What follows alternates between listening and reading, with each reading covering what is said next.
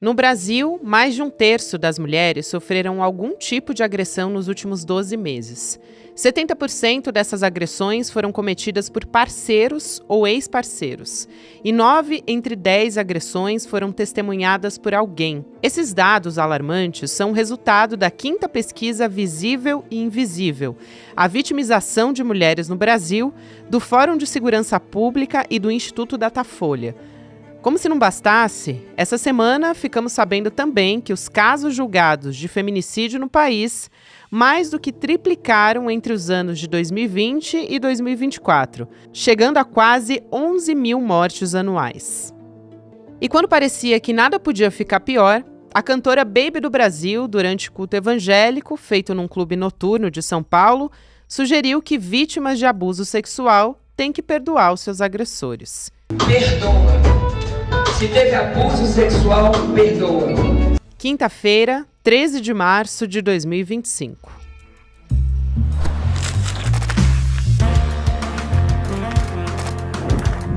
Sou Gabriela Varela, esse é o podcast aqui mais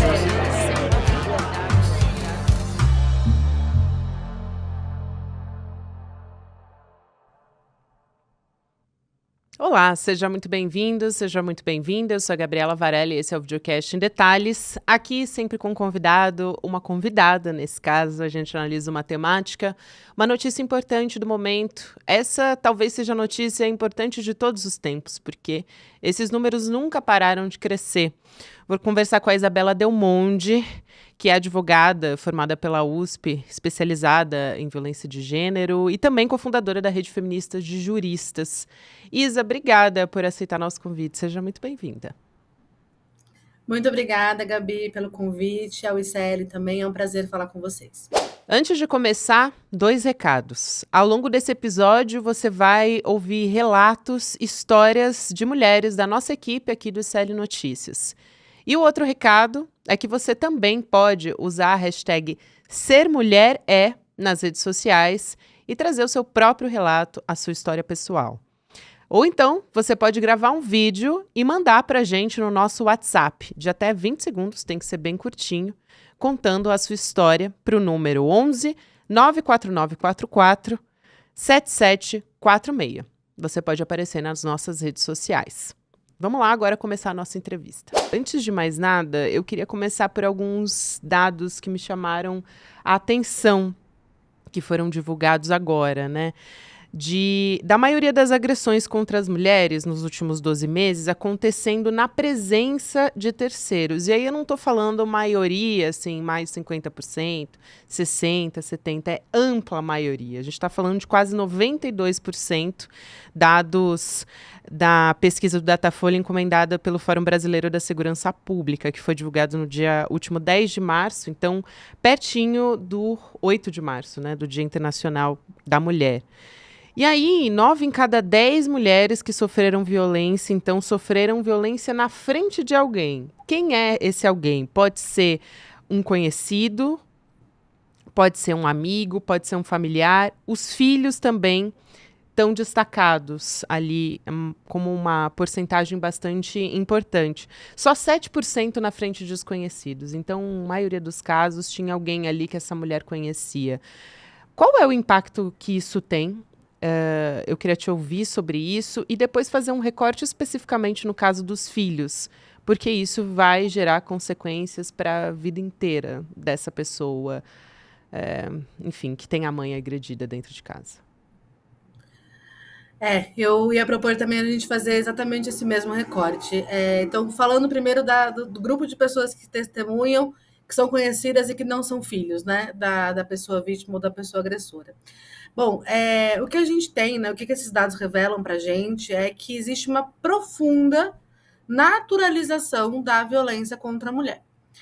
Um aceite, uma tolerância social, né, então de amigos, de vizinhos, de parentes, com relação à violência contra a mulher.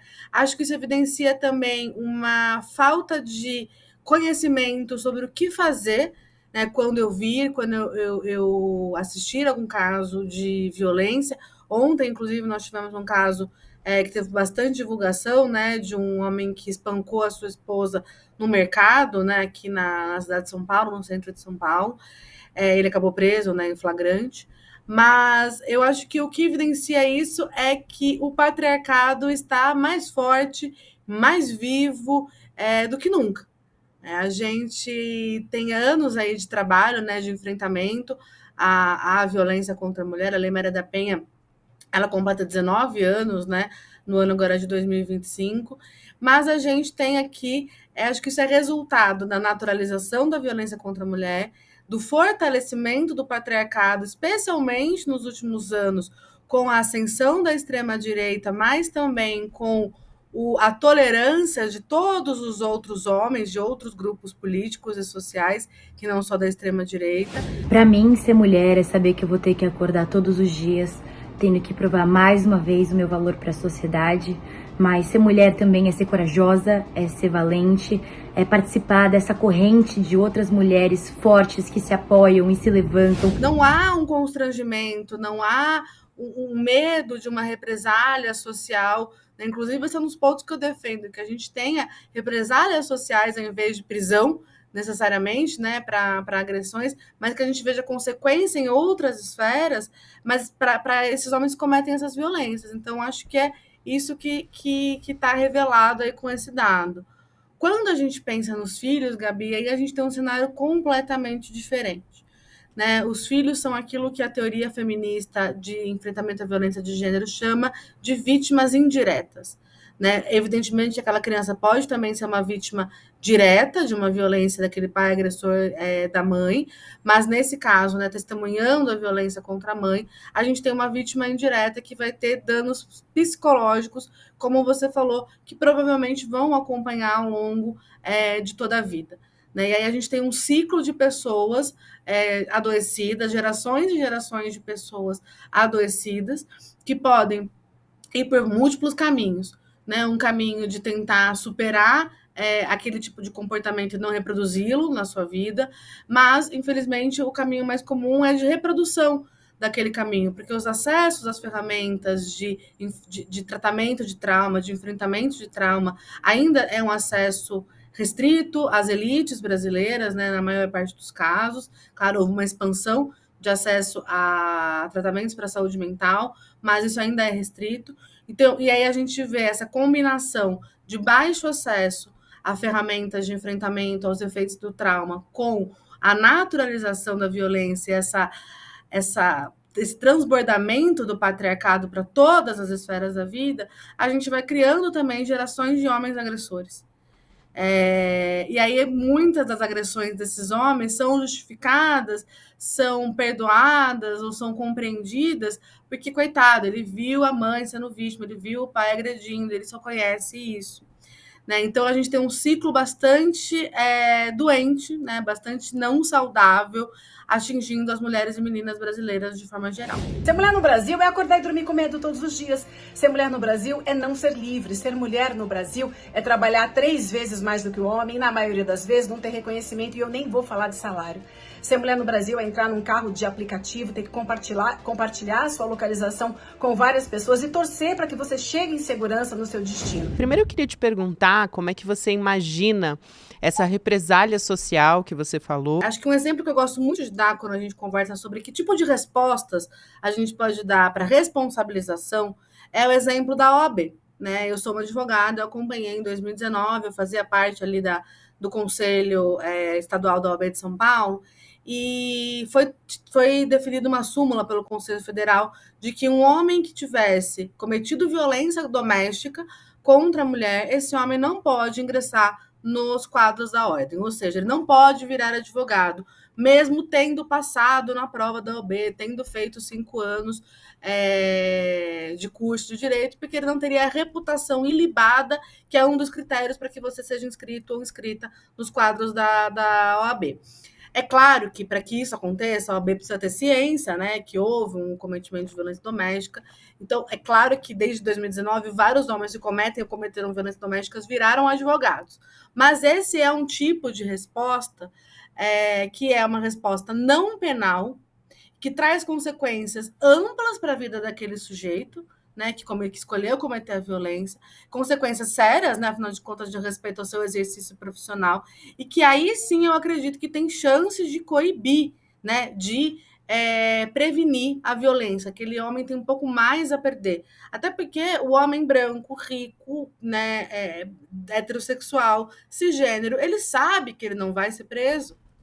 A gente sabe que o sistema penal não foi feito para esse sujeito também.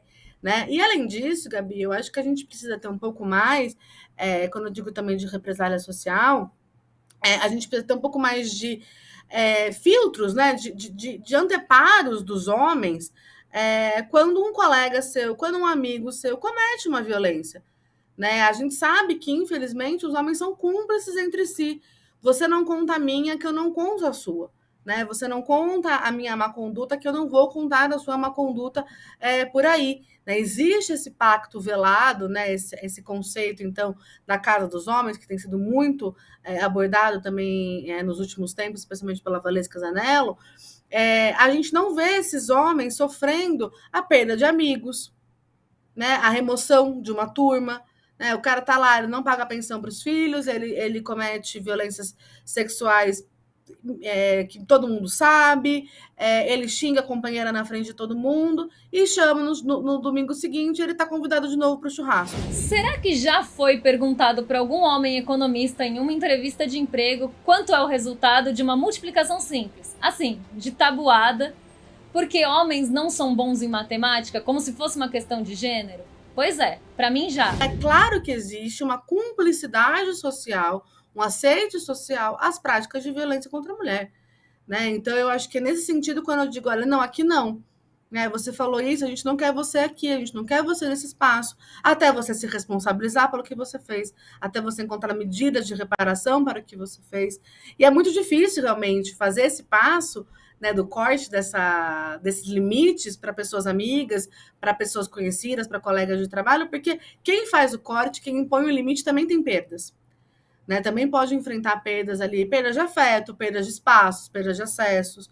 Existe uma represália contra quem se posiciona.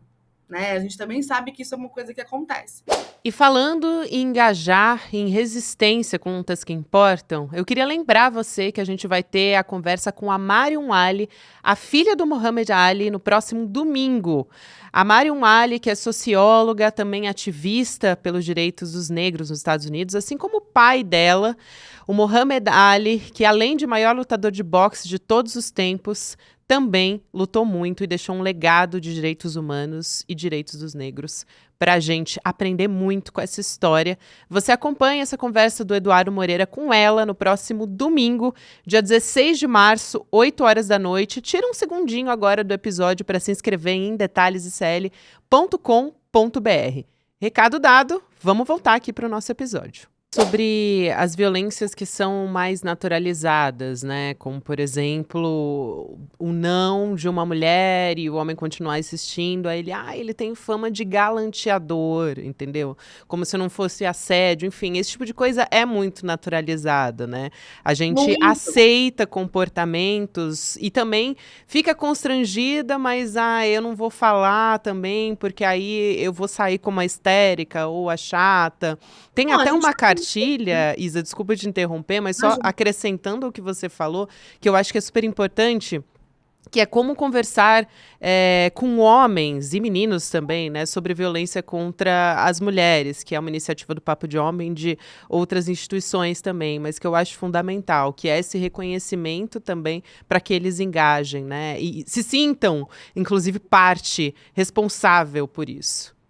Eu acho que o que acontece é que os homens ainda não se sentem, né? Não se veem nesse papel. Claro, há homens que se percebem, né, responsáveis, que querem ter outra atuação. Eu conheço esses homens, confio no trabalho que eles desenvolvem, mas a masculinidade hegemônica, até para a gente sair dessa conversa, dessa fulanização, né, de homem é aquilo e mulher é aquilo, que não leva a lugar nenhum, mas essa estrutura do que é ser homem, essa masculinidade dominante, ela é uma masculinidade, né, ou hegemônica, o nome que a gente escolher dar, pautada por alguns aspectos, né, pela misoginia, pela homofobia, pela ansiedade de ter, né, então, bens, de ter mulheres, de ser reconhecido por outros homens, como um sujeito que está ali no topo, né, de uma determinada cadeia de poder, que é extremamente prejudicial para os homens também. Né? Eu não tenho a menor dúvida que esse sistema que a gente vive é um sistema que é prejudicial para todo mundo.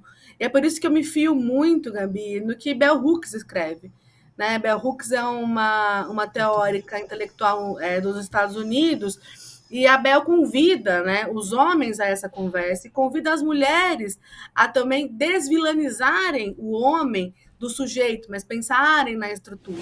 A gente tem que quebrar barreiras toda hora, às vezes a gente tem que meter o pé na porta, e isso, às vezes, traz muitas dores. Quando a gente mete o pé na porta e consegue alguma coisa, uma conquista, a gente avança, a gente melhora a vida de todas as mulheres, aí é delícia, né, gente? Então, por isso que ser mulher é a dor e a delícia de ser mulher. O sistema como está organizado hoje, né, na desigualdade e divisão de gêneros, embora seja prejudicial aos homens também, é benéfico aos homens, né? Quem não quer trabalhar menos e ganhar mais? Quem não quer ter nenhuma responsabilidade com as coisas práticas da vida? Né? E ter tudo acontecendo para você. Você chega em casa, sua roupa tá lavada, sua cama tá arrumada, a casa tá limpa, a comida tá feita. Você tem que chegar em casa e só descansar. Né? Acho que assim, se todo mundo pudesse falar, eu quero isso também, eu gostaria de não ter que me preocupar com nada e ficar só, né, pensando nas minhas ideias, ou curtindo os meus hobbies, ou tendo os meus tempos de lazer e diversão. O que me deixa um pouco... eu acho que a palavra é um pouco magoada mesmo.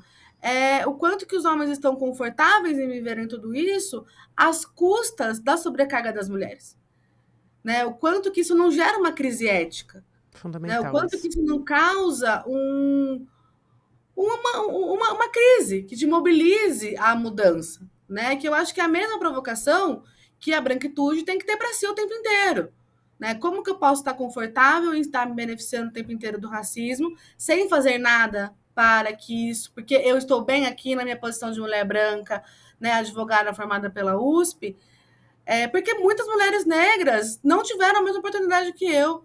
E que tipo de responsabilidade, então, eu tenho agora, eu devo assumir agora, para que isso se interrompa. E isso vai significar perder espaço, isso vai significar perder privilégio, isso vai significar perder relevância, mas eu acredito que por uma coisa muito mais importante, né, que é a construção da igualdade. Ser mulher é falar e não saber se a sua opinião vai ser ouvida ou validada.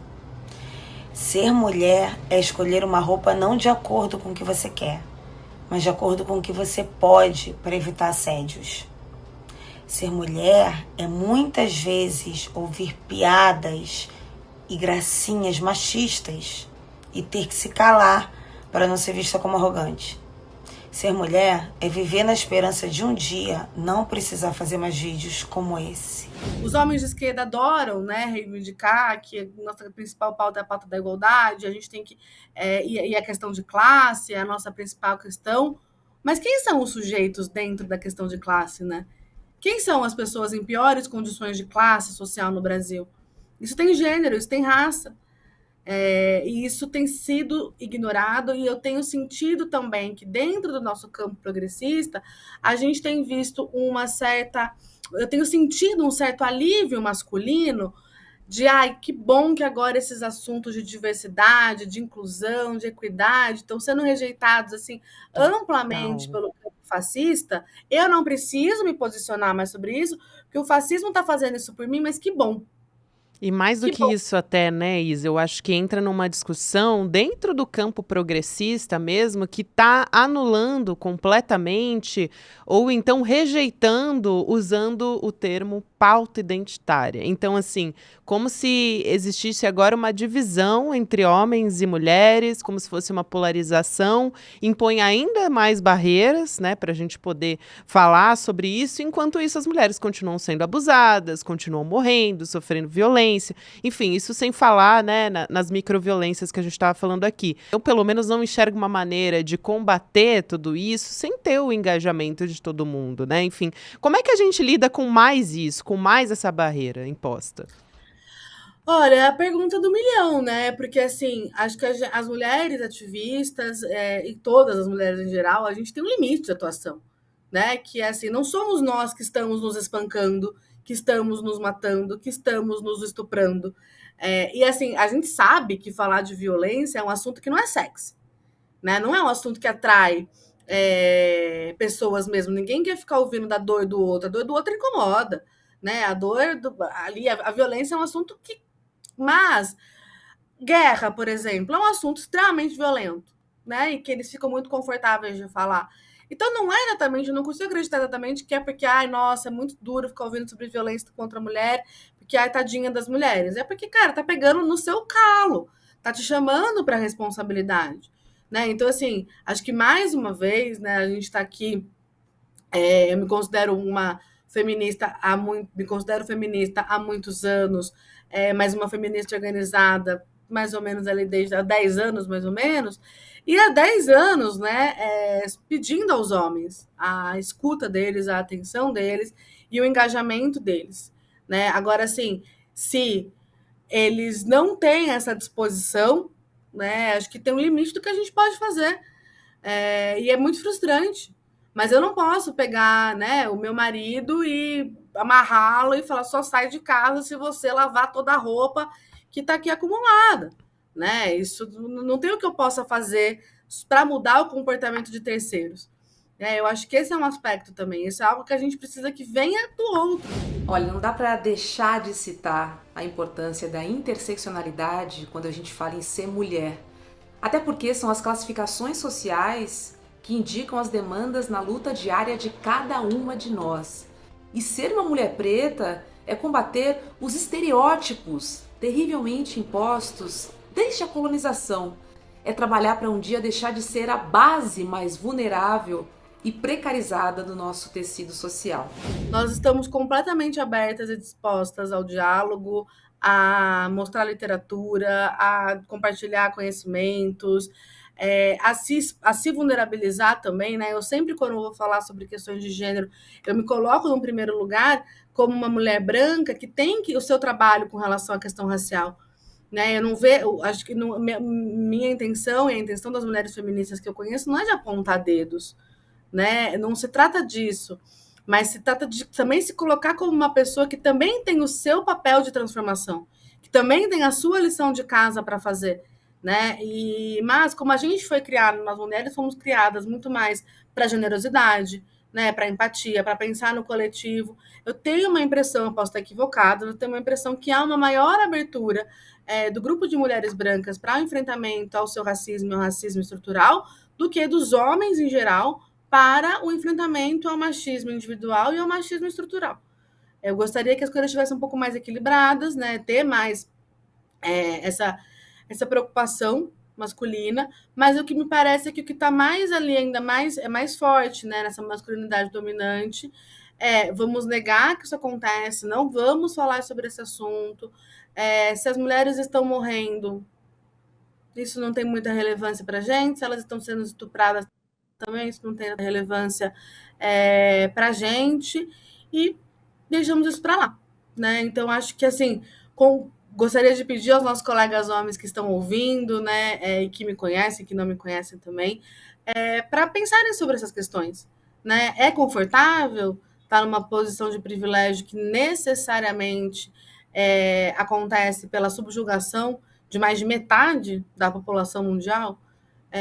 Eu não me sinto confortável. Eu gostaria que as coisas estivessem um pouco mais equilibradas, né? Ter mais essa preocupação masculina, mas o que me parece é que o que está mais ali, ainda mais, é mais forte, né, nessa masculinidade dominante, vamos negar que isso acontece, não vamos falar sobre esse assunto, se as mulheres estão morrendo, isso não tem muita relevância para a gente, se elas estão sendo estupradas também, isso não tem relevância para a gente, e deixamos isso para lá, né? Então, acho que, assim, gostaria de pedir aos nossos colegas homens que estão ouvindo, né, e que me conhecem, que não me conhecem também, para pensarem sobre essas questões, né? É confortável estar numa posição de privilégio que necessariamente acontece pela subjugação de mais de metade da população mundial?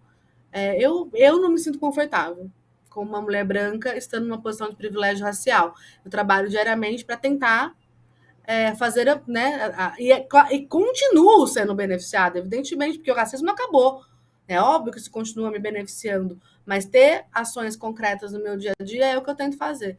Né? Então, acho que também convidar, e lógico, não nessa lógica individualista de cada um fazer a sua parte, a gente precisa de política pública. Isso. Né? Como é que a gente vai mudar isso de maneira ampla? Né? É de política pública. Agora, como é que a gente vai fazer política pública para mulher se não tem mulher no lugar de fazer política pública? Então, aqui fica um recado para o nosso querido presidente sobre isso, né? Nos coloque em posição de tomada de decisão.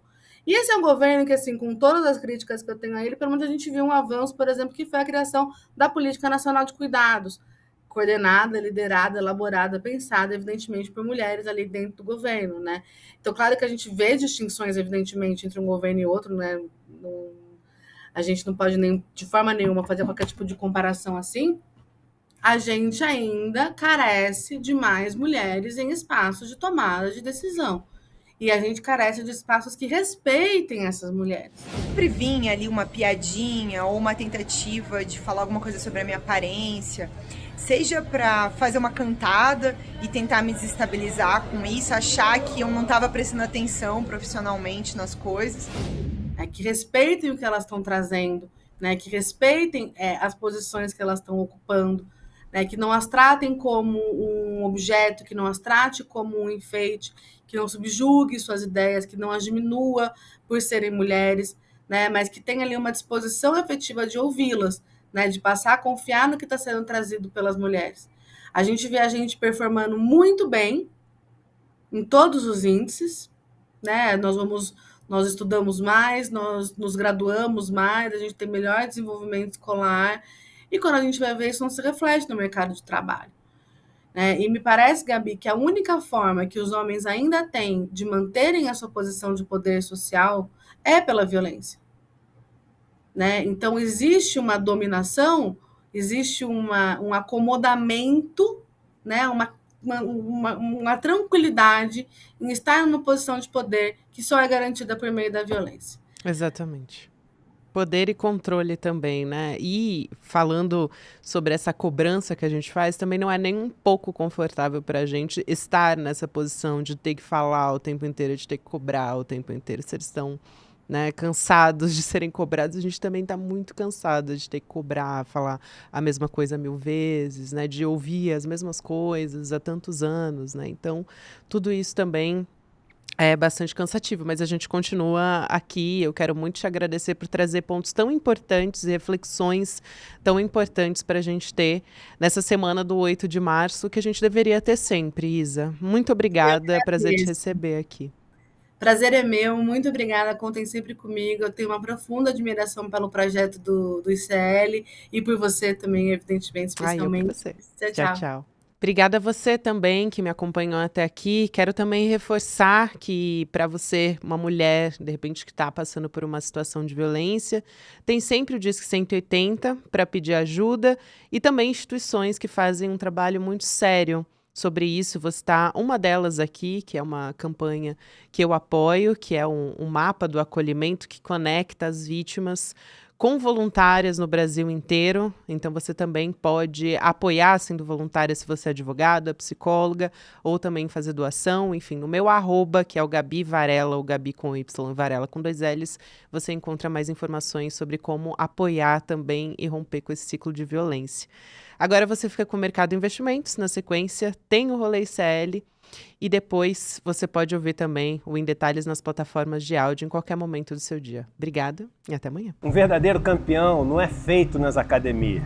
Um verdadeiro campeão é feito de algo que tem dentro de si. Um desejo, um sonho, uma visão. Essa frase é do maior atleta de todos os tempos, Muhammad Ali. Ele perdeu dinheiro, perdeu seu título porque se recusou a ir à guerra do Vietnã. Para ele, existiam coisas pelas quais valia mais a pena lutar do que o boxe. A história de Muhammad Ali nunca foi contada com tantos detalhes como nesse evento que o ICL preparou para você. No dia 16 de março, um domingo às 8 horas da noite, Marion Ali, a filha mais velha de Muhammad Ali, vai contar toda a história dessa lenda do boxe, dessa lenda do esporte, dessa lenda do nosso tempo, Muhammad Ali. Um evento inédito e exclusivo do ICL.